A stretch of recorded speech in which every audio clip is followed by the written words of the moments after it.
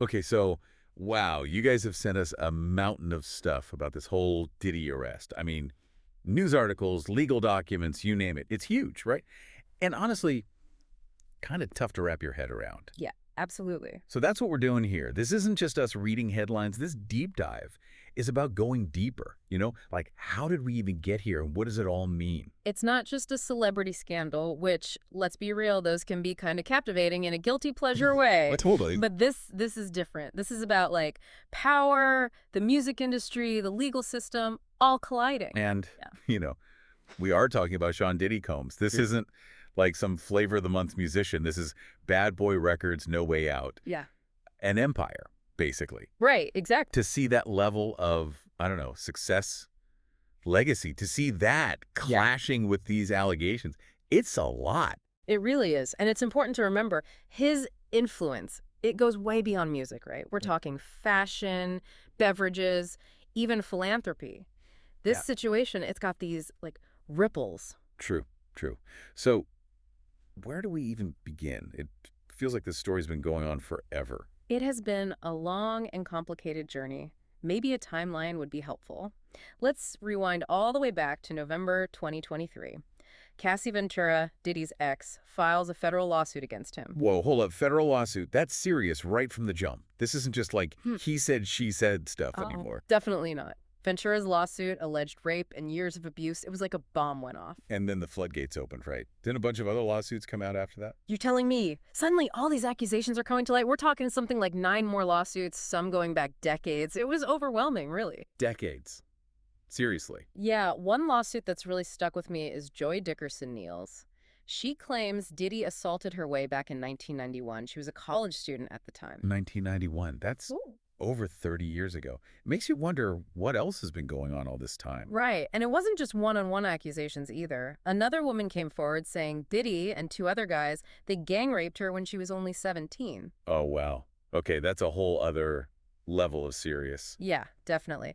And then, just to make things even crazier, CNN gets a hold of this surveillance footage, right? They air it in May of 2024. Oh, yeah, that's right. The footage. And it allegedly showed Diddy physically assaulting Cassie back in 2016. So this is all playing out in the public eye now. Exactly. And it makes you think, did that have anything to do with what happened next? You mean Diddy getting arrested? But that wasn't until February 2024, if I'm remembering this right. That's right. A lot happened in between. Like, what else do we need to know for this timeline to make sense? So in the months leading up to the arrest, you had all these women coming forward, and they were filing their lawsuits super strategically just before New York's Adult Survivors Act expired. Oh, right, that act. I remember hearing about that. It basically gave survivors of sexual assault a window to file lawsuits, even if, like, the statute of limitations had already passed. Exactly. So they were racing the clock to have their voices heard. That's a good way to put it. And then, as if things weren't wild enough, this music producer, Rodney Lil Rod Jones, he files a lawsuit against Diddy in February 2024. Wait, another alleged victim, but this time, it's a man. You got it. Sexual assault. And just like that, the scope of these accusations changes completely. It's like every time you think you understand the story, there's another layer. I know, right? And remember, we're not talking about some random guy here. Diddy's a mogul. He's got his fingers in all kinds of pies. This thing just kept getting bigger and bigger. Okay, so we've got this mountain of accusations, this timeline that seems to go on forever. Yeah. And then Diddy's arrested. You'd think that's it, right? Case closed. You'd think so, wouldn't you? But then, bam, sealed indictment. We still don't even know the exact charges. What's with all the secrecy? What are they hiding? Well, it's not really about hiding something. It's more like a strategic move. Sealed indictments aren't actually that uncommon. Really? I wouldn't know. I'm not a lawyer or anything. Right, of course.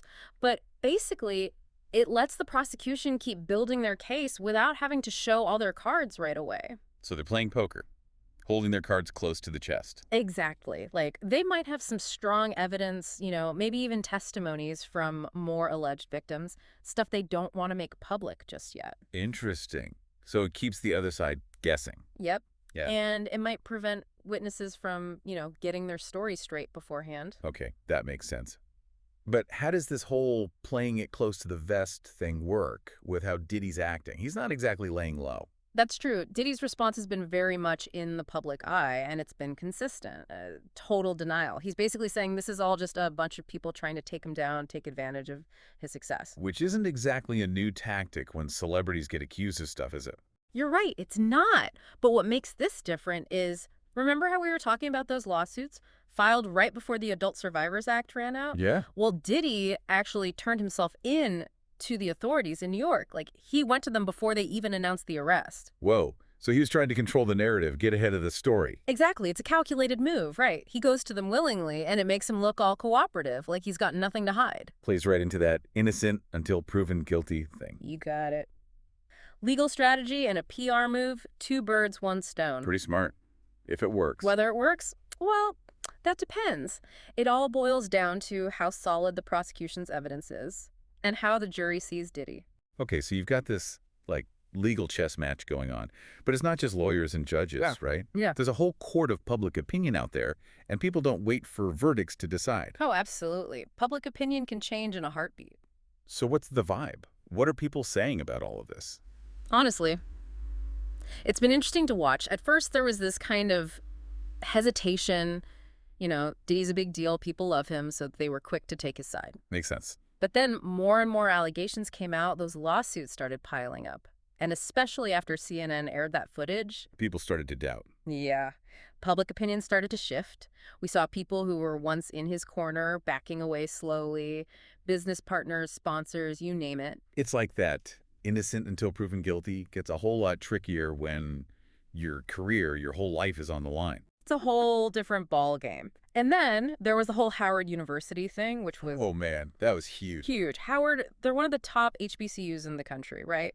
And they'd given Diddy an honorary degree, even started a scholarship in his name. I remember that, yeah. And then, after everything came out, they took a stand, they took back the degree, shut down the scholarship. They didn't mess around. Not even a little. For a place like Howard to make that move so publicly, man, that sent a message.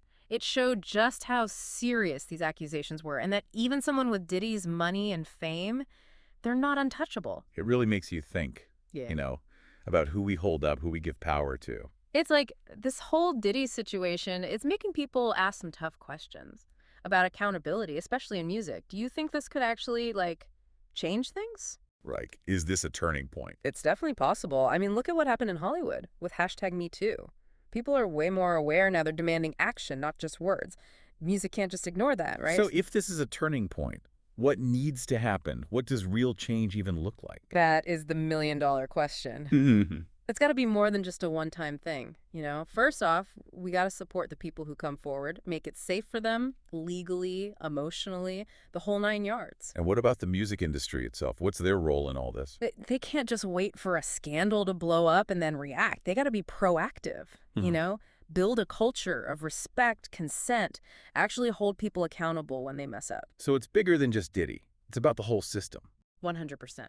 But let's not forget the legal side of things. We still don't know the actual charges against Diddy because of that whole sealed indictment thing. Right. It feels like a big piece is missing from the puzzle. Yeah. So, when that gets unsealed, what should we be watching for? The charges, they determine what Diddy's up against, legally speaking. Could be a slap on the wrist, could be serious time.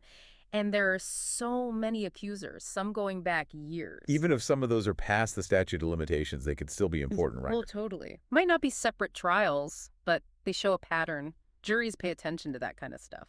This is so complicated. I mean, what about Diddy's businesses, his empire? Could this all just crumble? Honestly, it could. We already talked about sponsors backing off, right? This could get really bad financially. Boycotts, investors getting spooked, the whole deal. So it's not just his reputation, it's his whole future. Exactly. This case, it's a story about way more than just one guy. It's about power, who has it, how they use it, and whether they get away with it. And that story's still being written. You've given us a lot to think about, that's for sure. And I know our listeners are going to be glued to this case. Anything else we should be looking out for? Watch how the music industry reacts. Will they actually step up and make real changes or just try to ride this out? This could be a game changer, but only time will tell. So true. Well, this deep dive has been intense. In a good way, I think. To everyone listening, thank you for going on this journey with us. And remember, this story isn't over. Stay informed, be critical, and most importantly, keep talking about this stuff. It matters. Until next time, stay curious.